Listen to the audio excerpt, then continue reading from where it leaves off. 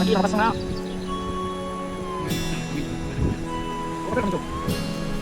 Aquí está ya hecho el estampado, gracias a Dios ya lo hicimos.